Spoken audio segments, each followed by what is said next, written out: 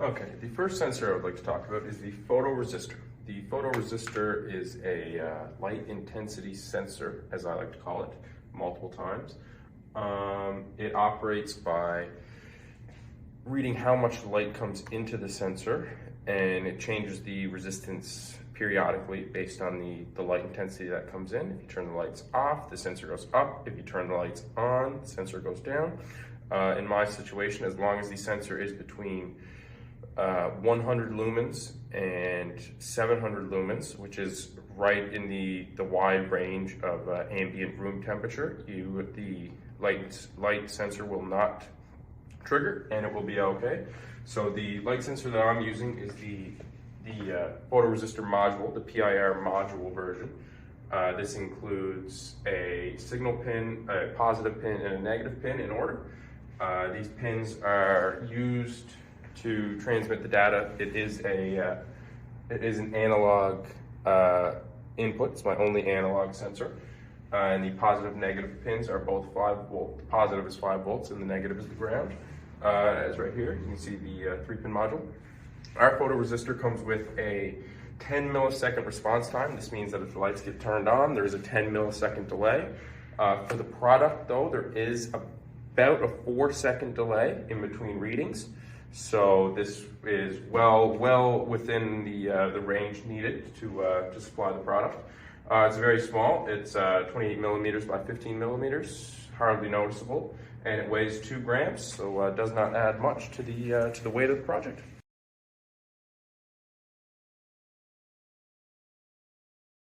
Okay, next up is the temperature and humidity sensor, and with the PIR sensor already out of the way, that concludes all of our analog pins. Now we're going to kick into the digital pins. So to start off, we have the temperature and humidity sensor. This uses the DHY11. In the code that I will show you to come, you will see the actual importation of DHY11 and when it is used. Once again, this runs on 5 volt DC. It has a temperature range of 0 degrees to 50 degrees Celsius. This would have been implemented right into the Blinks app, and a humidity range of 20 to 90%. Also with the accuracy of 0.2 degrees Celsius and 5 degrees Celsius. This one sensor alone gives both the temperature and humidity, which is really neat. It also is a 3-pin model, just like the previous, and a few more to come. We have the signal, the positive, and the negative. The PIR motion sensor, so that is our sensor right here. As you can see, the model runs on, once again, 3-pin system. In this case, compared to the previous 2, the signal is on the right side compared to the left for the other 2, just the ground and signal switched. Once again, this does run on 5 volts DC, similar to all of our sensors. It has a delay of 0.3 to 5 seconds, depending. And once again, this falls directly right into our range of about 4 seconds, so not a problem there at all. It has a lock time of 0.2 seconds, so this means that every time it locks on to movement, it will stay locked on, even if movement isn't present in those 0.2 seconds, and then it reads again, so that is perfect. It's quite small, although it is the largest of all of our sensors. The circuit board is 32 by 24 millimeters, and it has a range of 7 meters at 120 degrees.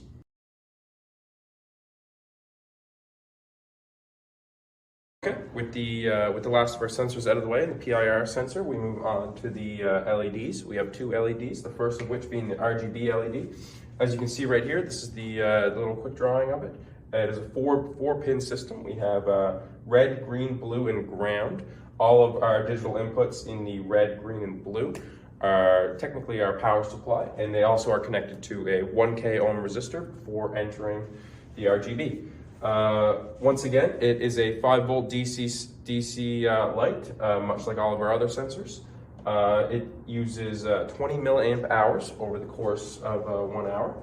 And our frequencies for the red and green, as those are the only 2 colors that we're using for this project. The blue is left disconnected, is 60 hertz for the red and 52 hertz for the green. The second of our 2 LEDs is the 12 volt LED. This LED in our system is used for an actual lighting system, and for a test through the Blinks app. So the 12 volt LED obviously runs on 12 volt DCs, as you can tell by the name, and it consumes 0.5 amps. So if left alone on the 12-volt DC battery that we have. It can last for exactly 90 hours. As you can see here, a quick drawing of the LED itself shows that there's a positive and negative ground. One cool thing about these lights is that these positive and negatives are interchangeable, and it works perfectly fine.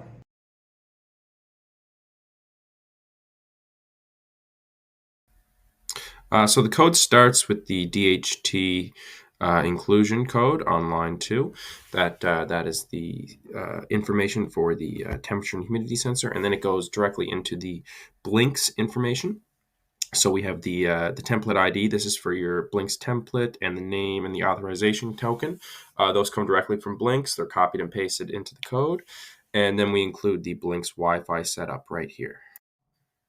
Next up, we go into the inputting of the Wi-Fi name and password so that the Arduino can connect to the Wi-Fi. And then it instantly goes into the DHT inclusions once again. And then finally, we start to initialize some pins. So the DHT pin is set up to digital pin 2. The PIR pin is set up to digital pin 3, and along with some others. We then move into initializing the RGB pins along with the motion LED. And then we move down to the motion detection. We make that a Boolean. So that is in turn a true or false ratio. And then we move into a loop for our test button, which is a virtual pin, which is under virtual pin 1, meaning that it is a digital pin through the Blinks interface. When that button is pressed, if you see if button state equals high, the motion LED, the 12-volt LED, will then turn on for a delay of 1,000. And if the button is not pressed, obviously you do not want the light to turn on, so the light will remain low. We then move into the void setup. So in this section, we set up all of our pins for our motion LED, our RGB LEDs, and our PIR sensors as input and output according to how we need them. And then we move into serial begin. And the next step is to actually connect the Arduino to the Wi-Fi. So as long as the Wi-Fi is connected, this section will come up okay, and the code will run smoothly from this point onward. And then we move into the meat and bones of the code. So then we go and start the void loop. We run the Blinks app, and then we initialize the temperature, humidity, and motion, and we get those into to the required values. We move into our first if statement. This tests if motion is high, and then if the light is outside of the range that we set it at. So we set it from 50 to 700. If it is outside of this range, then our 12-volt battery, digital write, motion LED high. So this will turn on the 12-volt battery until the motion is no longer detected. And in order to write that through the Blinks app, we go Blinks virtual write V01. So we set our motion value to 1. We then move on to the next one. So if motion is low, motion detected equals false. This because obviously motion was not detected. And digital write for the motion LED is too low. It stays off, and it tells the Blinks app to input that value to the interface. Finally, we move on to the last section of the code, and we start off by setting a Boolean out of range false. So this value is used for our next if statement down here. First, we get our light intensity reading. So we read through the analog read through the digital pin, and then lines 96 and 97, I would like to say they are supposed to be on one line. 97 was entered downward just to fit it on the screen, so slight disclaimer there. But that should be one full line there, 96 and 97. So in order to set up our if statement here, we first check if the humidity, temperature, the light intensity, and motion, if any of those have been detected, then we obviously want the digital pin, the RGB sensor to go red. So if any of those come up true, then we set out of range to true. Otherwise, it will remain as false. And then we move to our if statements, our if statement down below. So if it is out of range, then the indicator RGB LED will turn red, and otherwise it will turn green or remain green. And finally, the last section of the code is submitting our values into the Blinks app. So the Blinks virtual write function sends data from the Arduino to the Blinks app digitally through the Wi-Fi. So first off, we send the temperature through virtual pin 2, the humidity through virtual pin 3, and motion through virtual pin 0.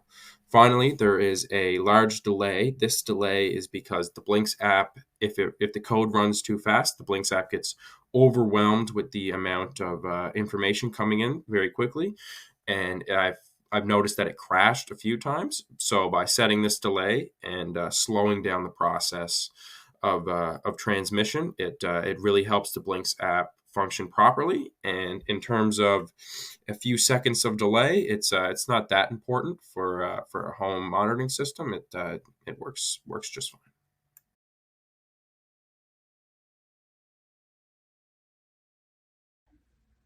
Now I'm going to show you how to interface with the Arduino.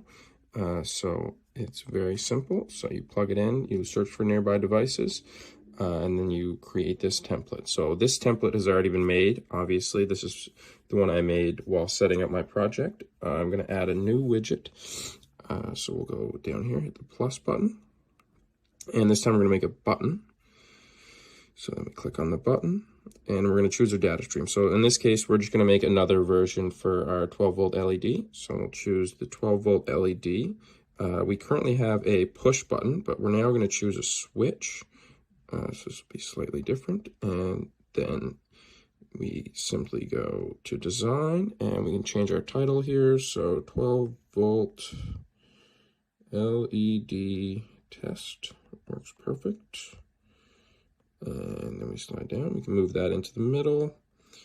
We can choose our on-off labels. Not totally important. You can also change the font size, depending. I like extra medium.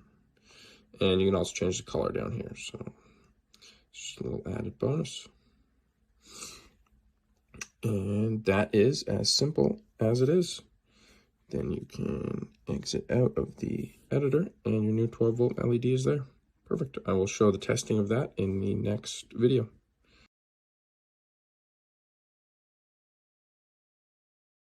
Right, now for the final testing portion. As you can see, the 12-volt battery is connected to the device along with the 12-volt LED. My Arduino here is set up correctly. Sorry, I got it in the light. Connected green. If I press this button here, the 12-volt LED will turn on briefly. Perfect. You can see the light, the humidity, and the temperature, along with the light intensity sensor there. I also added this switch as another test. So that also works fine. The final test of the system requires me to turn the lights off, which I will do right now. As you can see, once the lights are turned off and motion is detected, the 12-volt LED turns on. As soon as I stop moving, that will go to 0 and the light will turn off. If I move again, hopefully I can get it to find me. Once it picks me up, the 12-volt LED turns on, and it will remain on as long as the motion is still detected. As you can see, all functions work clearly.